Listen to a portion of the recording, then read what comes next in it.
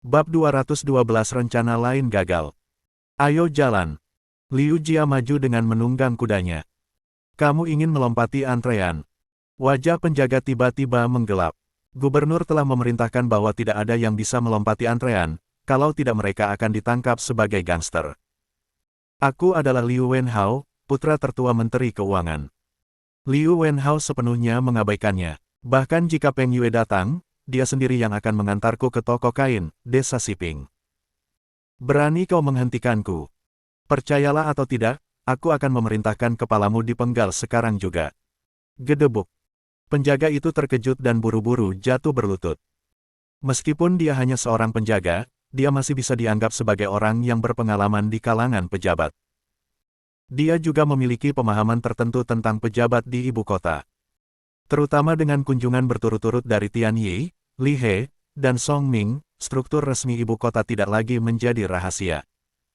Menteri Keuangan dan Urusan Rumah Tangga adalah pejabat peringkat ketiga. Dia juga merupakan menteri penting di samping Yang Mulia Kaisar.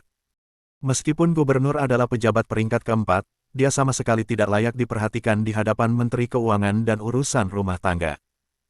Bahkan tidak sebanding dengan putra tertuanya.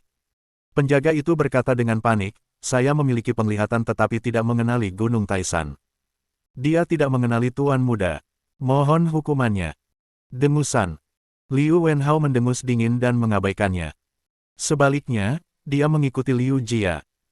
Kali ini tidak ada yang keberatan, baik itu dua pengikut yang dikirim oleh Tian Yi atau Yun Chengze, semuanya ingin berlari lebih cepat dan melihat pusat keramaian. Lihat apa yang Zhao Ping mampu lakukan. Mengapa hanya toko kecil yang dibuka dan begitu banyak orang berkumpul? Betapa luar biasa. Siapa ini? Dia menunggang kuda untuk melompati antrean. Bukankah dia seharusnya takut dan disalahkan oleh penjaga gerbang? Orang-orang yang mengantre mengeluh sebentar. Para petugas dan tentara yang berjaga juga melihatnya, tetapi Liu Jia berteriak bahwa dia adalah putra tertua Menteri Keuangan dan Urusan Rumah Tangga, dan petugas serta tentara segera ketakutan dan tidak berani mengayunkan pedang mereka. Mereka bahkan mengambil inisiatif untuk mengevakuasi orang-orang dan memberi jalan bagi mereka. Restoran Yipin Siang sangat sepi hari ini. Sudah pukul 3 siang, tapi tidak ada satupun pelanggan yang datang. Hanya kepala dari 4 keluarga besar yang ada di sini, ditambah Tian Fuhai. 5 orang berkumpul di sebuah ruangan pribadi dan memesan meja penuh dengan makanan lezat dari darat dan laut, tetapi tidak ada yang berminat untuk mengambil sumpit mereka. Semua orang diam, tetapi mereka terus berpikir dalam hati. Seperti gambar uang. Aku sudah berpikir tentang bekerja sama dengan Zhao Ping. Beberapa hari yang lalu, Zhao Ping mengambil 1 juta tael perak dari kantor Tianxia Bank. Qian Tu sudah menyadari bahwa Zhao Ping tidaklah sederhana. Setidaknya ada uang. Jika semua uang itu disimpan di bank Tianxia miliknya, hasilnya pasti akan sangat mengesankan ketika 4 keluarga besar mengambil tindakan. Mungkin dia bisa mengubah posisinya dan masuk ke ibu kota Qingsu, atau mungkin menginjakkan kaki di tanah subur seperti Jiangnan. Tentu saja, dia tidak bisa menemukan kekuatan di balik Zhao Ping. Kemudian dia berpikir bahwa dia akan tinggal bersama Su Qian, Tong Bai, dan yang lainnya. Bagaimanapun, orang-orang ini memiliki latar belakang yang sangat kuat. Jika mereka bisa membantu dirinya dengan beberapa kata bagus dan memindahkan posisinya, itu akan mudah. Tapi sekarang, Qian Tu berubah pikiran lagi. Memang penting untuk memindahkan posisi, tetapi menghasilkan uang lebih penting. Toko kain desa Siping baru saja dibuka hari ini dan bisa mengumpulkan begitu banyak orang.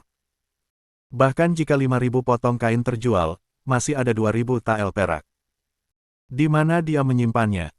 Tidak bisakah itu menjadikan banknya menjadi dunia? Jika hal ini terus berlanjut, jumlah uang yang aku peroleh darinya saja mungkin tidak akan terhitung. Bukankah ini lebih nyaman daripada pindah ke daerah kaya di selatan Sungai Yangtze? Dan di Provinsi Donghai, tidak ada yang bisa mengekangnya. Setiap hari aku bisa berjalan-jalan, bermain dengan ayam jago aduan, pergi ke restoran Yipin Siang untuk makan 2 ekor ikan bakar, dan pergi ke Menara Baihua untuk mencari 1 atau 2 penari. Santai dan bahagia seperti dewa. Su Qian berpikir untuk menelan toko kain desa Siping. Anggur akasia sangat mahal dan sangat menguntungkan. Tapi berapa banyak yang bisa terjual? Sangat sedikit orang di seluruh dinasti Dawei yang memiliki cukup uang untuk membeli anggur akasia dan meminumnya dengan bebas.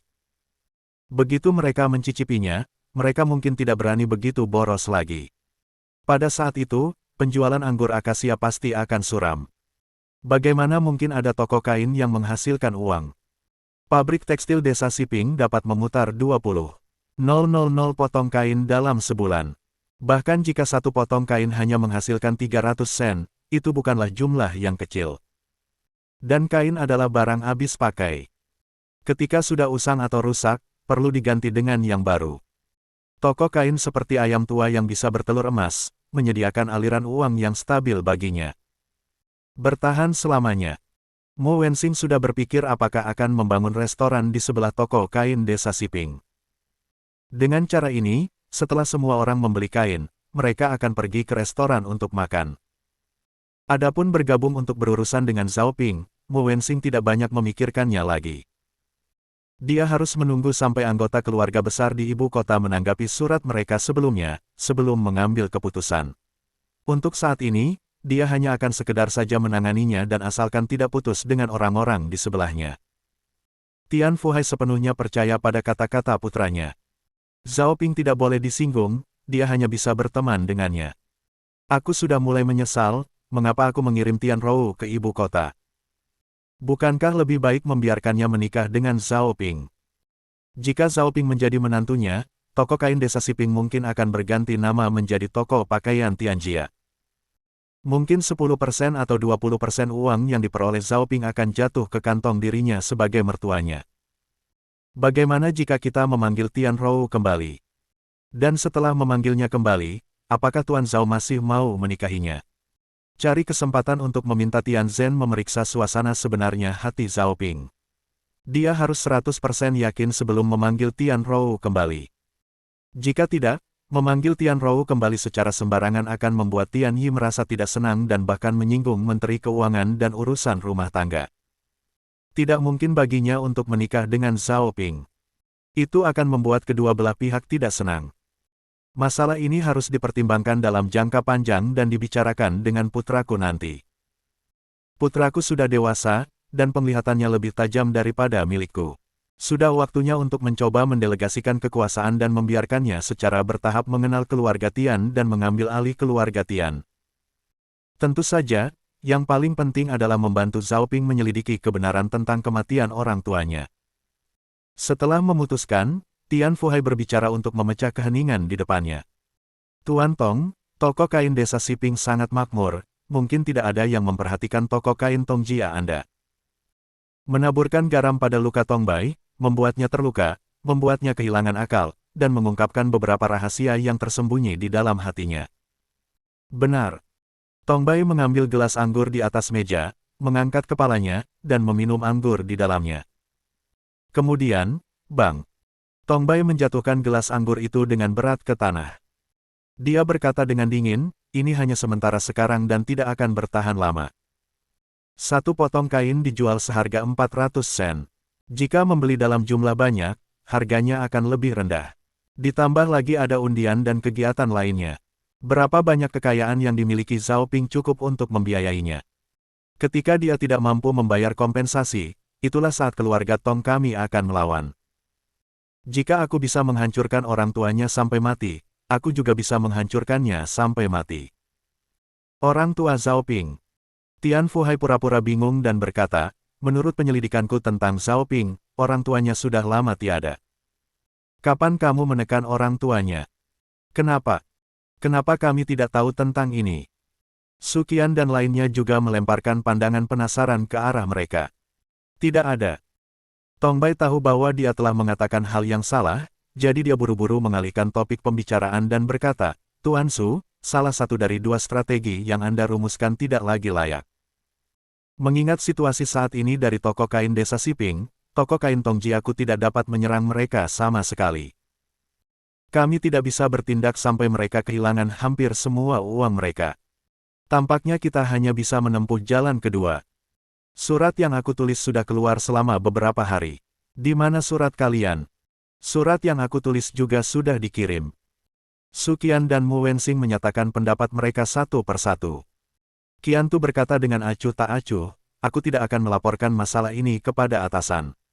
Aku hanya akan menunggu hasil kalian. Jika orang-orang di belakang kalian meminta kalian untuk berurusan dengan Zhao Ping, aku akan membantu kalian. Jika orang-orang di belakang kalian tidak mengizinkan kalian menyentuh Zhao Ping, maka aku akan memenangkan dia untuk datang ke Tianxia Bank untuk menyimpan uang. Surat? Surat apa? Kenapa aku tidak tahu? Tian Fuhai terlihat bingung dan berkata, apakah kalian membuat rencana lain di belakangku? Apa maksudnya? Aku yang mengangkat masalah melawan Zhao Ping, tapi kalian tidak membawaku. Apakah ada hal seperti ini? Semakin Tian Fuhai berbicara, semakin marah dia. Akhirnya, dia berdiri dan mencoba pergi. Tian Fuhai, bukan berarti aku tidak membawa Anda. Anda sedang mengangkut kain. Bahkan jika kami ingin membawa Anda, kami tidak punya kesempatan. Tongbai buru-buru menghentikannya dan berkata, jangan marah dulu, dengarkan aku dan akan kukatakan padamu perlahan-lahan. Dia memang memandang rendah Tian Fuhai sebelumnya. Tapi sekarang kekuatan yang ditunjukkan oleh Zhao Ping terlalu besar, dan lebih banyak penolong harus dibawa masuk. Jika tidak, keluarga Tong sendirian tidak akan bisa membunuh Zhao Ping. Kami bersiap dengan kedua tangan. Tongbai menjelaskan, salah satunya adalah menyerang pabrik kain Zhao Ping melalui pabrik kain dan membuat pabrik tekstilnya tutup. Sekarang tampaknya jalur ini tidak layak. Lalu Anda hanya bisa menggunakan yang kedua. Hubungi orang-orang di belakang kami dan minta mereka bertindak dan menyewa beberapa pembunuh untuk membunuh Zhao Ping. Selama Zhao Ping mati, desa Siping akan menjadi milik kita. His. Tian Fuhai menarik napas dingin. Memang benar bahwa pusat perbelanjaan seperti perang. Ini baru saja dimulai, dan mereka berencana menggunakan pembunuh. Betapa kejamnya. Syukurlah dia tinggal paling terakhir di desa Siping saat terakhir kali. Ketika ini terjadi, berita ini harus segera dilaporkan kepada Zhao Ping. Sementara mereka berbicara, Liu Wenhao, yang dipimpin oleh petugas dan tentara, tersandung sepanjang jalan menuju toko kain, desa Siping. Mereka melihat 5 karakter tulisan berlapis emas dan para pekerja yang sibuk.